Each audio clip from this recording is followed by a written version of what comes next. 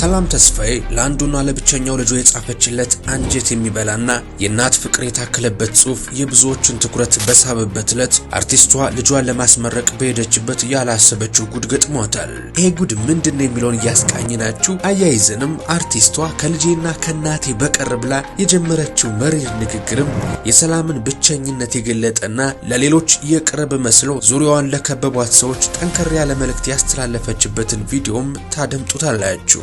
ጤና ይስጥልን የምንወዳችሁ። ሌላው ማህበራዊ ሚዲያውን ያናወጠው ደግሞ የዋሻው አዘጋጆች አነጋጋሪ ድርጊት ነው። ኮሜዲያን አሌክስ በጠና ታሞ አልጋ ላይ በዋለበት ክፉ ጊዜ የቀድሞ የሥራ ባልደረቦቹ ዝምታን መምረጣቸው ከባድ ወቀሳን አስከትሎባቸዋል። በተለይ በረከት ወይም ፍልፍሉ ላይ ትችቱ በርትቷል። ለምን የሚለውንም ይዘነዋል። አጥጋቢ ያልሆነውን የጥላውን እልፍነን ምላሽም አካተናል። አሌክስ በሽታው አገረሸበት የመባሉን ዜናና ከሀገር አሜሪካን ታሪኩ 80 ጠንከር ያለ ትዝብቱን አስተላልፈዋል። ከአድናቂዎቻቸው ተቃውሞ ጋር አያይዘን ልናስደምጣችሁ ነው። እናንተ ብቻ እንደተለመደው ላይክ እና ሰብስክራይብ የሚሉ ነጭና ቀይ ቀለሞችን መታ እያደረጋችሁ አብራችሁኝ ጥቂት ዝለቁማ። ከሰሞኑ ተወዳጁ አርቲስት ሰላም ተስፋዬ ልጇን ያንግ ሮድስ ኢንተርናሽናል ስኩል ከተባለ ትምህርት ቤት አስመርቃለች። አርቲስቷ ብቸኛ ልጇ በመመረቁ የተሰማትን ከፍ ያለ ደስታ በኢንስታግራም ገጿ ላይ አጋርታለች። አርቲስቷ ልጇን መድረክ ላይ በምርቃት ጋውን ስትመለከተው አይኖቿ በእንባ እንደተሞሉ ገልጻ ልጇ መጎበዙን ማለሙንና ፈገግታውን እንዲቀጥል የስኬት ገና ጅማሬው እንደሆነ ሁሌ አጠገቡ እንደምትሆንና እንደምትወደው ተናግራለች። ሰላም ተስፋዬ ከቀድሞ ባለቤቷ አማኑኤል ተስፋዬ ጋር ከተለያየች በኋላ ልጇን ብቻዋን ከእናቷ ወይዘሮ ሮማን ጋር በመሆን እንደምታሳድግ የሚታወቅ ነው። ይሁን እንጂ ይህንን የአርቲስቷን የደስታ ቀን ተከትሎ በማህበራዊ ሚዲያ ላይ ከፍተኛ ተቃውሞን አስነስቶባታል። በምርቃቱ ስነ ስርዓት ላይ ህፃናት መድረክ ላይ የወጡ የምስክር ወረቀታቸውን በሚቀበሉበት ወቅት አንዲት ህፃን ታዳጊ ከሸላሚዋ ጋር ቆማ ፎቶ ልትነሳ ስትል ሰላም ተስፋዬና ልጇ ወደ መድረክ ሲወጡ የተፈጠረው ሁኔታ የብዙዎችን ቁጣ ቀስቅሷል። እንደምትመለከቱት ሸላሚዋ ሴት ፎቶ ልትነሳ የተዘጋጀችውን ህፃን ልጅ ሙሉ በሙሉ በመዘንጋት ትኩረቷን የአርቲስት ሰላም ተስፋዬ ልጅ በማድረጓ ያቺ ታዳጊ ልጅ ፎቶ ሳትነሳ እየከፋት መድረኩን እንድትለቁናለች። ይህ በቪዲዮ ተቀርጾ የወጣው ትዕይንት እንደሚያሳየው ህፃኗ ልጅ የሸላሚዋን ፊት አይኗን እያየች ስትጠባበቅ፣ ሸላሚዋ ግን ፊቷን አዙራ ለአርቲስት ሰላም ተስፋዬ ልጅ የተለየ ክብር ስትሰጥና ሰፍ ብላ ስታቅፈው በፈገግታም ከእናቱ ፊት ፍቅር ስትለግሰው ታይታለች። ይህንን ሁኔታ የተመለከቱ በርካቶች ጉዳዩን ያፈጠጠ አድሎ በማለት በሸላሚዋ ላይ ከፍተኛ ተቃውሞ እያሰሙ ይገኛሉ። አንድ ህፃን ልጅ ታዋቂ ቤተሰቦች ስላሉት ብቻ በሌላኛዋ ታዳጊ ህፃን ስነ ልቦና ላይ እንዲህ አይነቱን ግልጽ አድሎ ማድረስ ፍጹም ስህተት ነው ይላሉ።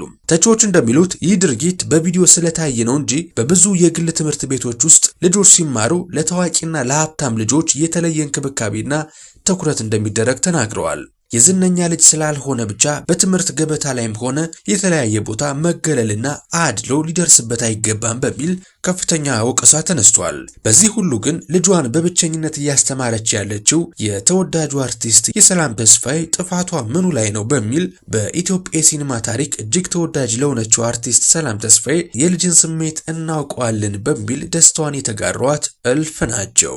በዚህ ሁሉ ያልታሰበ ተቃውሞ መሃል ግን አርቲስቷ ለአንድ ልጇና ካፏ ስለማይጠፉት እናቷ እንዲህ ስትል ተደምጣለች። በነገራችን ላይ እምደክመው እምለፋው 3 ምክንያቶች አሉ። አንደኛ እኔ ነኝ፣ ለራሴ ደስታ ለራሴ ነው። ሁለተኛ ለልጄ፣ ሶስተኛ ደግሞ ለእናቴ። በሌላ ዜና ከሰሞኑ ሌላ የትችት ማዕበል ያስነሳው የዋሻው መዝናኛ ፕሮግራም አዘጋጆች አስተዛዛቢ ድርጊት ነው። ከመዝናኛ ፕሮግራሙ መስራቾችና ዋነኛ አቅራቢዎች መካከል አንዱ የነበረው ኮሜዲያን አሌክስ ከሰሞኑ በጠና ታሞ አልጋ መያዙና በከፍተኛ የህመም ስቃይ ውስጥ እንደሚገኝ በሚዲያ ከተጋራ በኋላ አሌክስ በዚህ መልኩ የሞት አፋፍ ላይ ሆኖ ገንዘብና ከምንም በላይ ደግሞ ሰው በሚያስፈልገው የጭንቅ ሰዓት ላይ የቀድሞ የሥራ ባልደረቦቹ የዋሻው አዘጋጆች ስለሱ መታመምና ስላጋጠመው ችግር አንዳችም ነገር ሳይሉ ዝምታን መምረጣቸው አድናቂዎቻቸውን በእጅጉ አስቆጥቷል። በተለይም የኮሜዲ ፈርጥ የሆነው በረከት አልያም ፍልፍሉ ከጥቂት ሳምንታት በፊት በከባድ በሽታ ድንገት ተይዞ ሆስፒታል እንዳልገባ ከዚያም በአምላክ ምሕረት ወደሚወደው ስራ እንዳልተመለሰ ሰው እንዴት ሆነና ጓዱንና የሥራ አጋሩን አሌክስን ስሜትህና ህመምህን ከማንም በላይ ይረዳለሁ፣ ለኔ ሆነው ምሕረት ላንተም ይሁን ጓዴ እንደማለት ጭራሽ ዝምታንና መቆራረጥን መረጡ በሚል የከረረ አስተዛዛቢ ጥያቄ ተሰንዝሮባቸዋል። እንግዲህ ኮሜዲያን አሌክስ ከሆስፒታል ከወጣን በኋላ በምትመለከቱት መልኩ በህመም በጣም እየተሰቃየ ነው። ኮሜዲያኑ በነበረበት የሪህ ህመም የተነሳ ከፍተኛ ህመም ላይ ሆኖ መቋቋም መተኛትም ተቸግሮ እንደነበርና በከፍተኛ መከራና ስቃይ ውስጥ ሆኖ የተለያዩ ህክምናዎችን እያደረገ እንደሚገኝ የሚታወቅ ነው። ለሪ በሽታው መድኃኒት የሚወጋበት የእግሩ ክፍል ላይ ኢንፌክሽን ተፈጥሮበት የሪ መድኃኒቱ እንዲቋረጥ ተገዶ እንደነበር ቀዶ ጥገና እንደተደረገለትና እግሩ መቆረጡ አይቀርም ተብሎ በርካታ አድናቂዎቹ ተደናግጠው ጸሎት ሲያደርጉለት እንደነበር የሚታወስ ነው። አሌክስ በሰጠው ኢንተርቪው ህመሙን መቋቋም አቅቶት ለ2 ሳምንታት እንዳልተኛና ያለማቋረጥ ብቻውን ሲያለቅስ እንደነበርም ተናገረ። በዚህ ሁሉ ጊዜ ግን አሌክስ እውነተኛ የልብ ወዳጆቹን የለየበት ጊዜ ነበረ።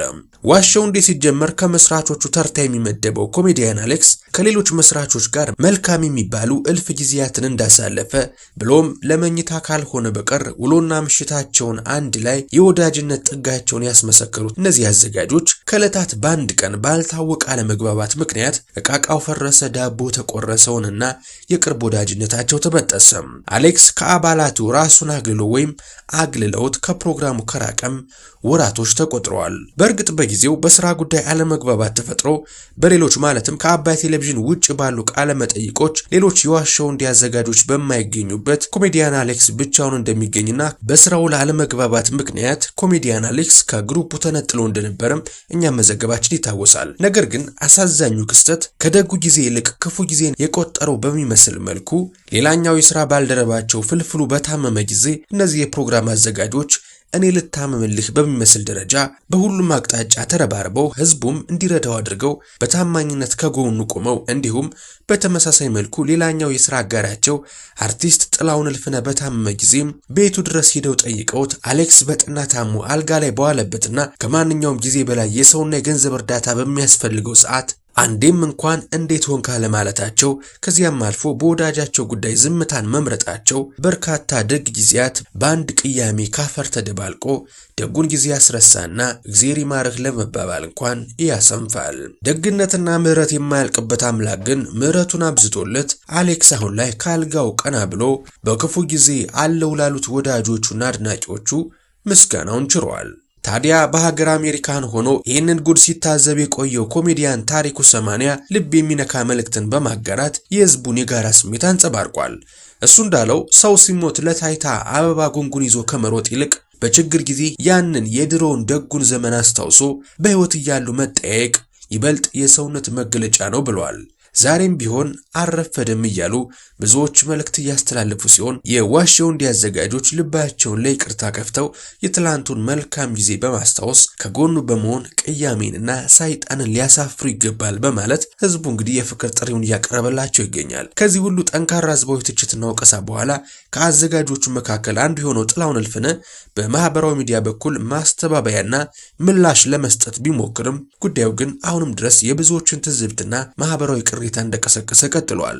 ሰውን ከሰው ሳይለዩ በክፉ ቀን አብሮ መቆም እውነተኛ የሰውነት መለኪያ መሆኑን ህዝቡም እያስገነዘበ ይገኛል። እውነተኛ የሰውነት መለኪያ በችግርና በክፉ ቀን ለሌሎች የምናሳየው የደግነት ተግባራችን ነው። ታዋቂነትና ዝና በአንድ ጀንበር ያልፋሉ። ዘላለም የሚኖረው ግን ለሰዎች የምናሳየው እውነተኛ ፍቅር፣ ደግነትና ይቅርባይነት መሆኑን ልንዘነጋ አይገባም እያልን የምንወዳችሁ የዛሬውን ጥንቅራችንን በዚሁ ቋጭን። እንደተለመደው ቪዲዮአችሁን እስከ ማብቂያው ስለታደማችሁልን ያለ ልባዊ ምስጋና እንጀባ ያልኳችሁ እናንተስ በተነሱት ሁለት ጉዳዮች ማለትም በኮሜዲያን አሌክስ እና በአርቲስት ሰላም ተስፋዬ ጉዳይ ተሰማችሁ ሐሳብ ከወዴት አለ? የእንኳን ደስ አለሽና የእግዚአብሔር ይማር መልእክታችሁን እንደተለመደው በኮሜንት መስጫው ላይ ማስፈር ትችላላችሁ።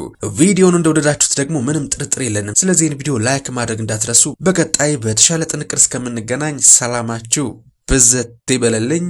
ቸር ቆዩልኝ።